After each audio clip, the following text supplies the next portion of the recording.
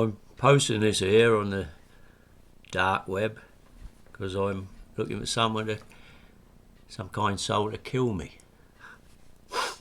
No, maybe that's not the right word, as I'm not really... No, wait. Perhaps I should start at the beginning. Before I met him. All that time ago. I was a scribe. Well, you know, nowadays called a poet. A writer.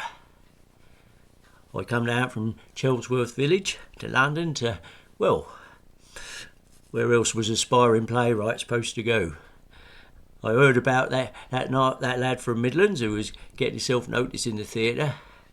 So I thought, if Warwickshire Will can do it, then so can Suffolk Samuel Makepeace. So I left the village devoid of a schoolmaster and made me way to London.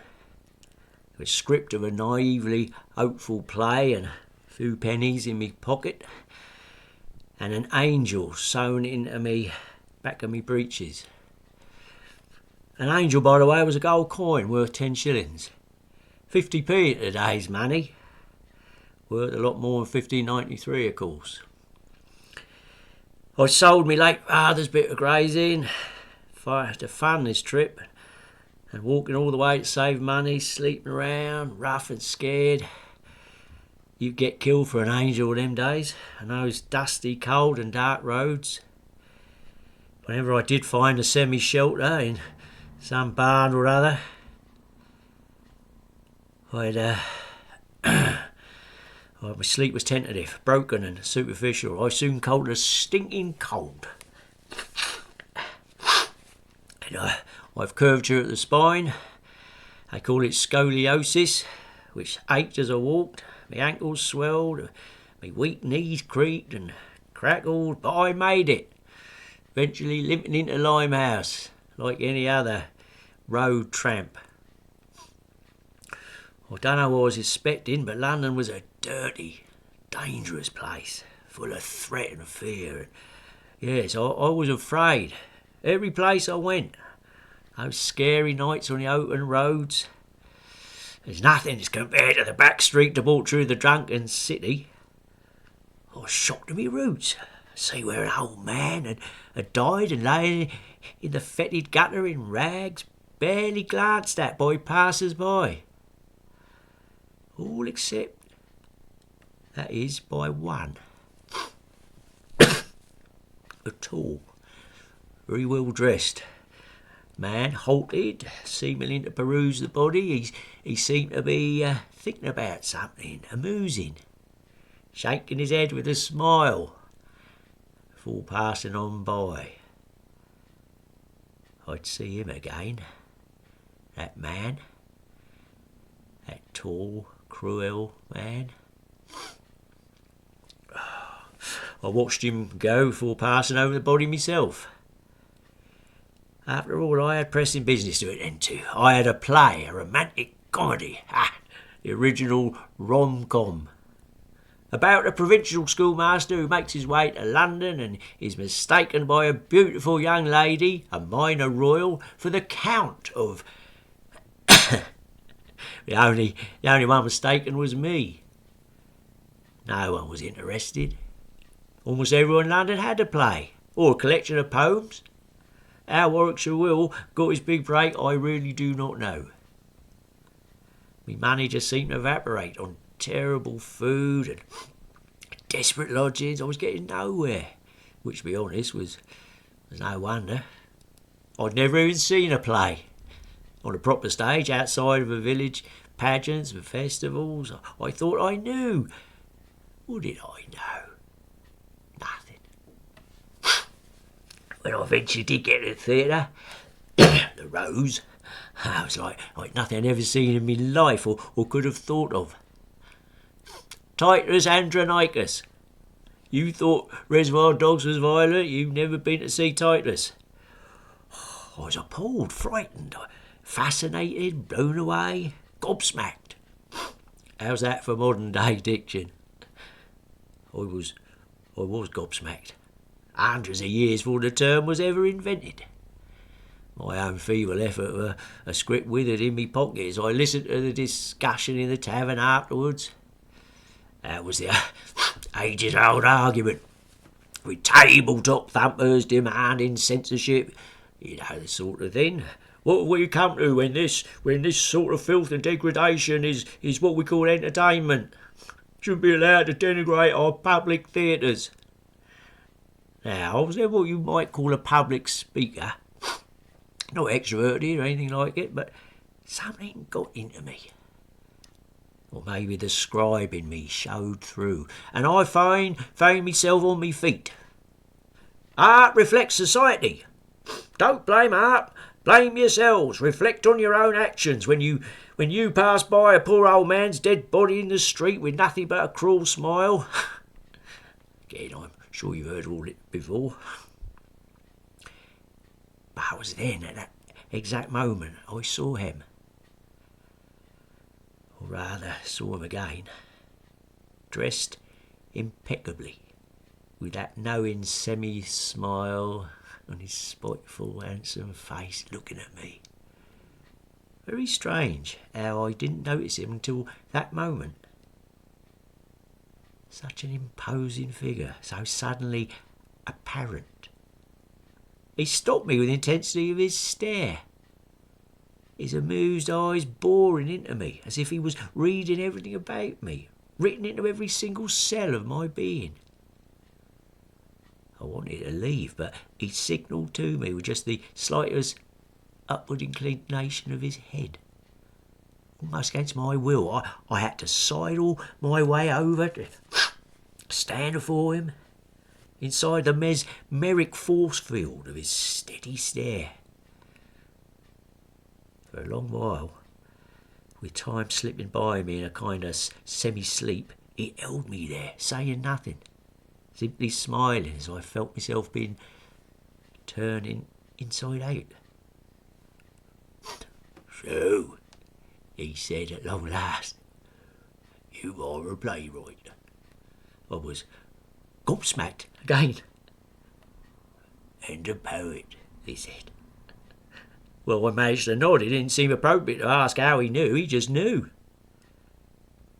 I've been looking for you, he said. Me? He's been looking for me? But he loomed over me, absolutely in control.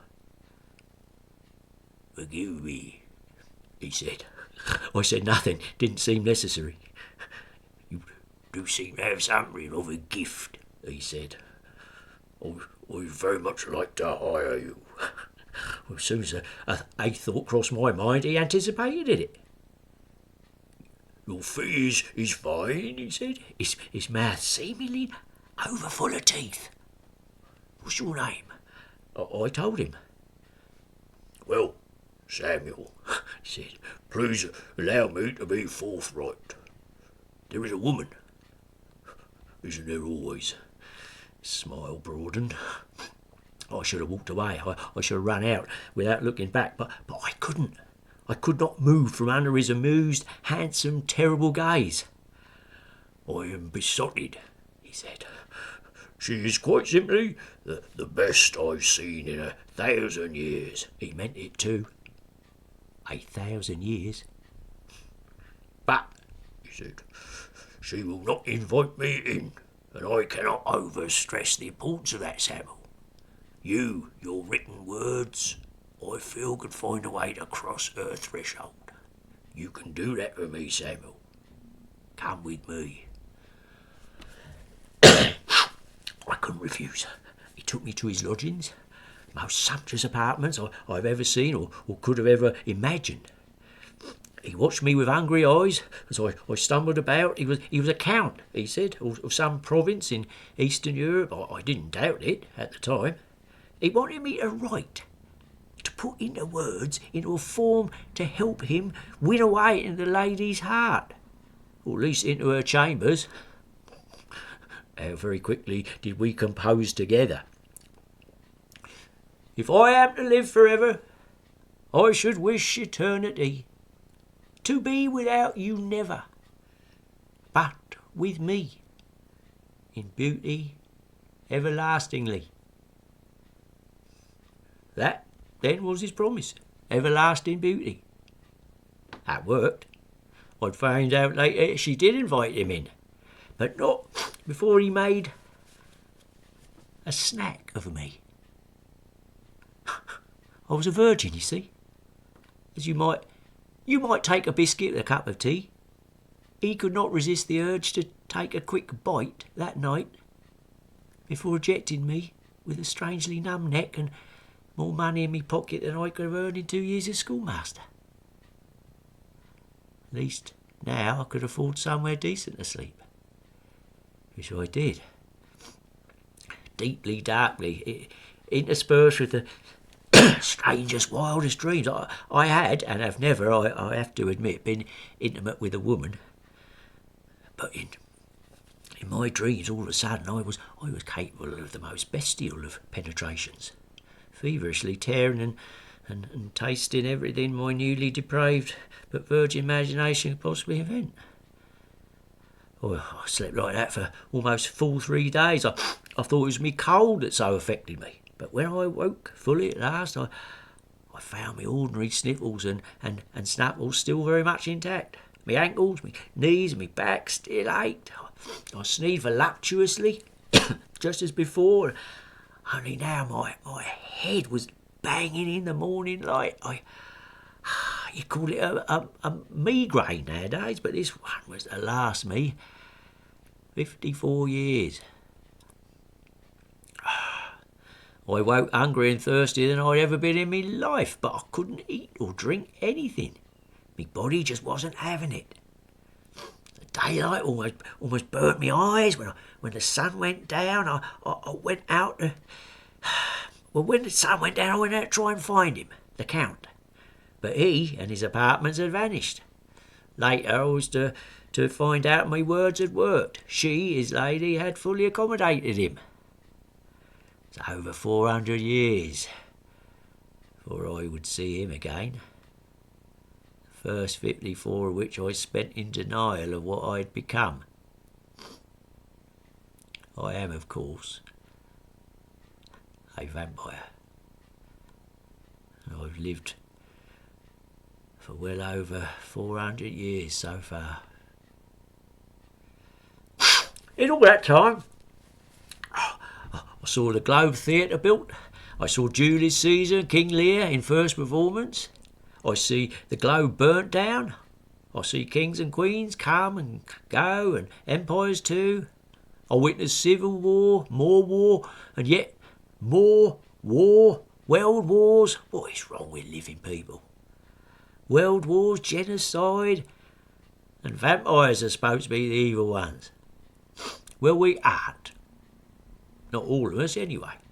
We're not all like him, the Count, feeding on and despoiling virgin lives, disappearing for 400 years before materialising as if from nothing, and not a day's more age written in his dreadful face. What did you do to me? I managed to demand as soon as I see him standing there in my humble lodgings. To you? He said out in the flicker of a smile. I gave you ever after life, he said. And you gave me the words that tied me to a demon. But you are a demon, I dared to say, crumbling into a hot sweat immediately afterwards. He paused. His cruel semi-smile returned. Just be very careful, he said. Be careful whom you choose to spend eternity with.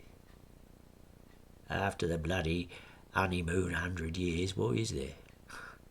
I cannot be rid of her.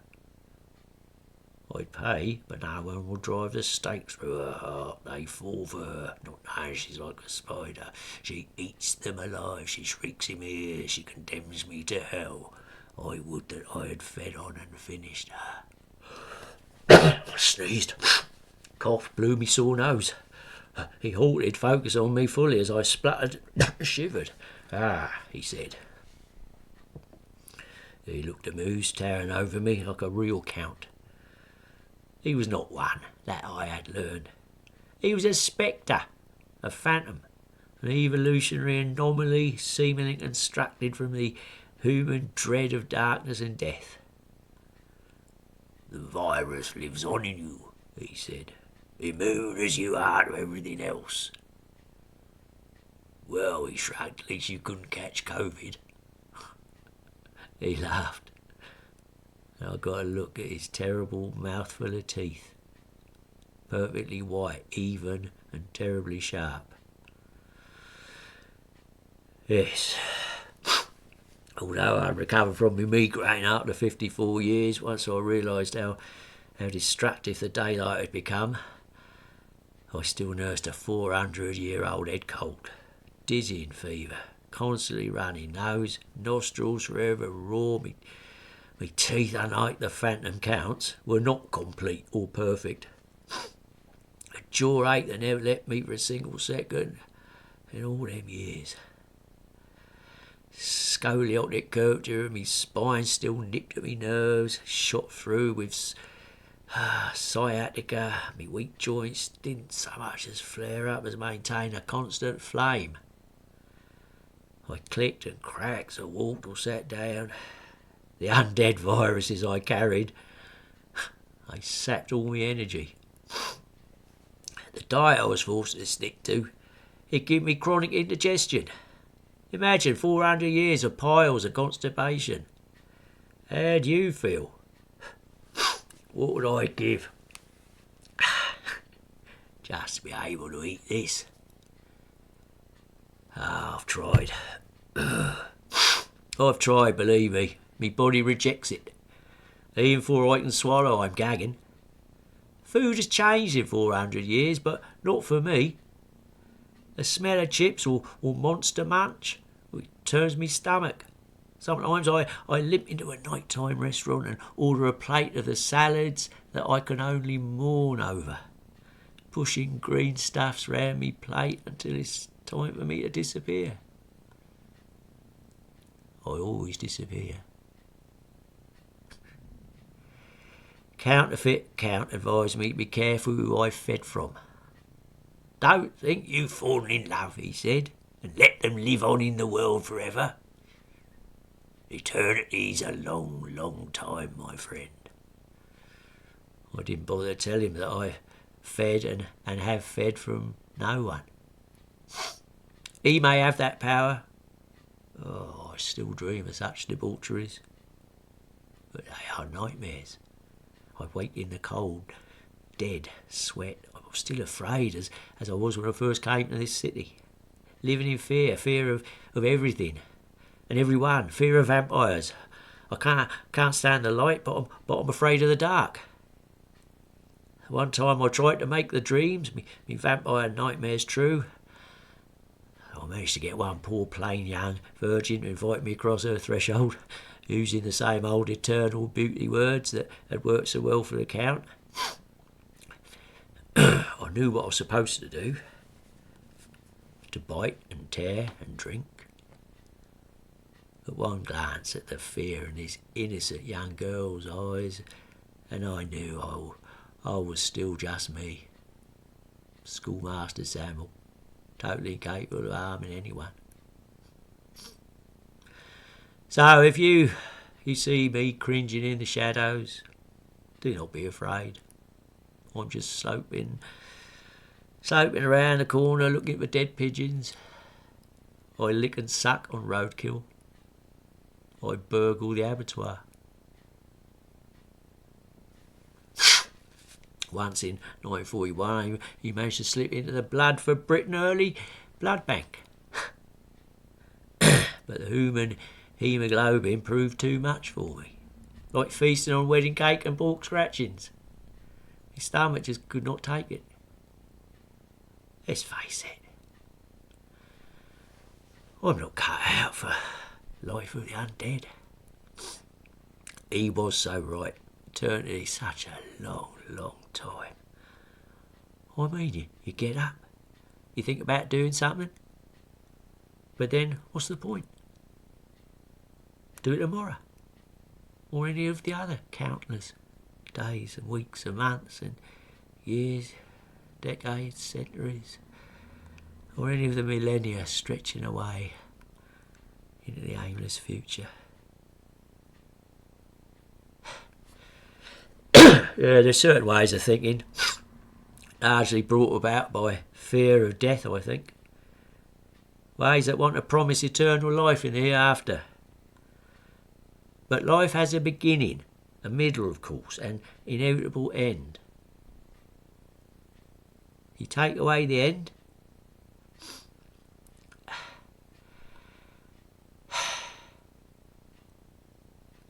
and there's no middle, no structure, no purpose. Even the counterfeit count is beginning to call it hell. Human beings, all life has a purpose. That purpose is life itself. Eternity is hell. Hell. Oh yeah, you might believe that in the afterlife you'll not be the same as you are here, in which case it will not be you. You will never get there.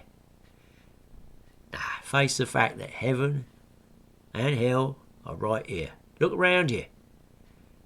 You are in paradise. Right now. Live it. Love it. Every day. 'Cause you can. I, on the other hand, am in hell. Right here.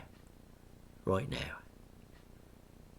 If I could terminate myself this instant, I would. I've seen all the homicides, fratricide, matricide, patricide, suicide's all that's missing. I tried, trust me. It don't work. It don't stick, whatever I do. So perhaps you could do it for me. I'll provide the tools, the wooden stake, etc. Yeah, I'll pay you. I'll even meet you in Switzerland if you like. You won't be murdering anyone, because, well, you'll be giving me back my humanity, because life is constructed by death, just as by birth. Please, if you can, find it in your heart to stop mine. Have mercy on me.